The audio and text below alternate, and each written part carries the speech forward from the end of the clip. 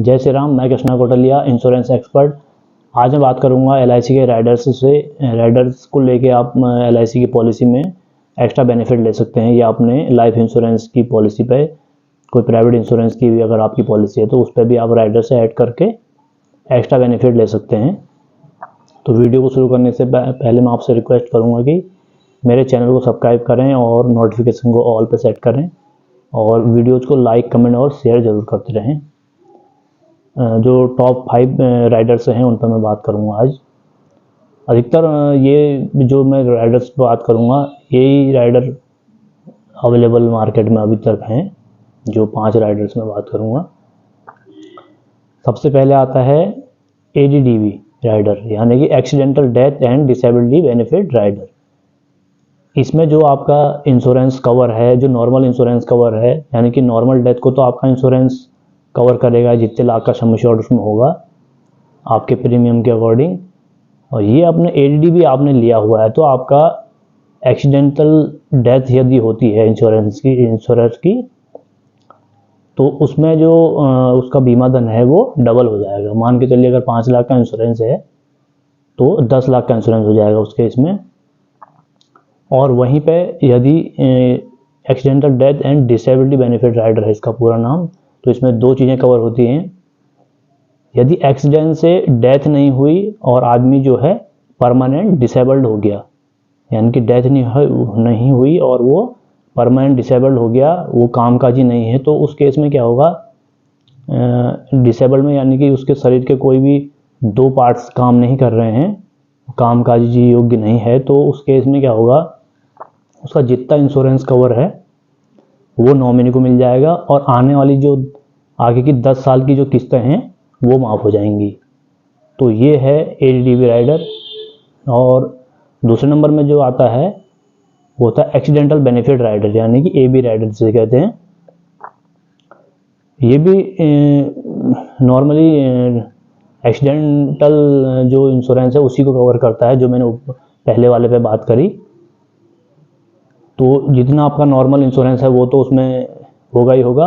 यदि AB rider आपने लिया हुआ है, एक्सीडेंटल बेनिफिट राइडर, तो आपका जो इंश्योरेंस कवर है वो डबल हो जाएगा।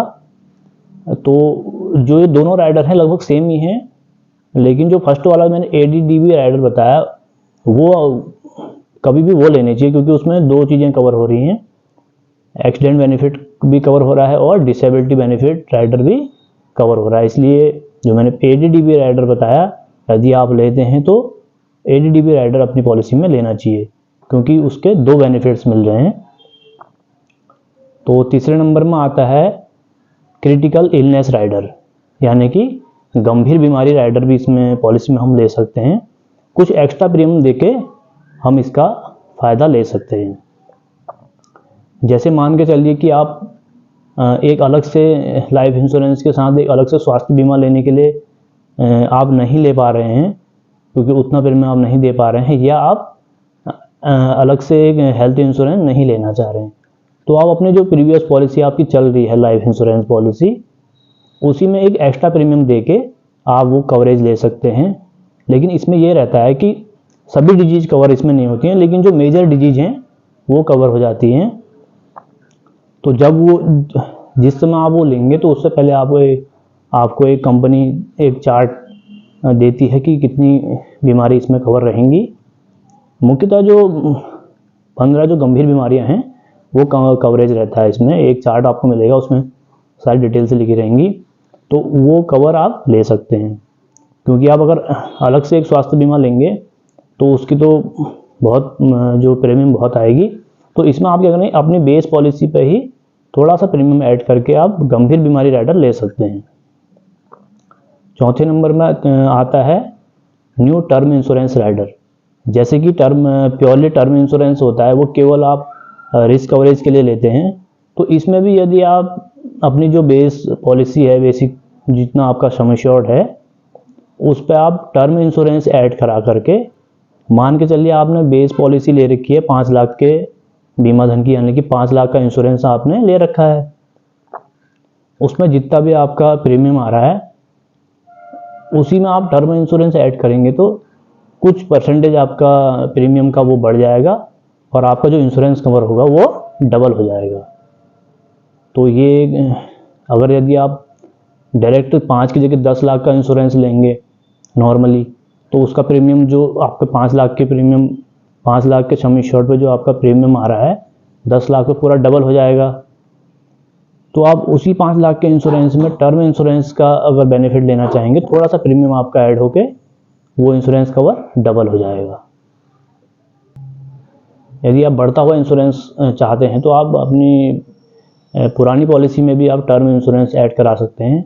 वहीं पर जो 5वां राइडर आता है PWB राइडर, यानी कि premium waiving rider, benefit rider. यदि आप बच्चों के जीवन पर पॉलिसियां ले रहे हैं, यानी कि किसी भी बच्चे की पॉलिसी ले रहे हैं, तो उन पर आप PWB राइडर अवश्य लें। उस पर क्या होता है कि पेरेंट्स का भी इंश्योरेंस कवर रहेगा, उनके फादर का। मदर यदि सर्विसिंग में किसी गवर्नमेंट जॉब में है तो उनका भी हो सकता है, लेकिन अदरवाइज जो है फादर का इंश्योरेंस इसमें रहेगा। एनी केस यदि फादर के साथ कोई मिसहैपनिंग होती है तो उस कंडीशन में बच्चे की 18 साल की एज होने तक इसमें किस्त माफ़ रहती है। ये PWB राइडर यदि आपने लिया है तो इसलिए कभी भी बच्चे की अगर पॉलिसी आप ले रहे हैं तो PWB राइडर लेना ना भूलें। तो मैंने जो आपको ये राइडर्स बताए, कभी भी आप पॉलिसी लें तो इसमें ये आप ऐड करा सकते हैं।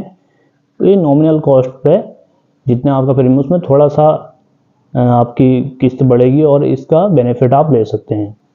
तो वीडियोज़ को आपने देखा, मैं आपसे रिक्वेस्ट करूँगा कि इसे लाइक, कमेंट और शेयर करें और वीडियो को आगे भी देखते रहें। धन्यवाद।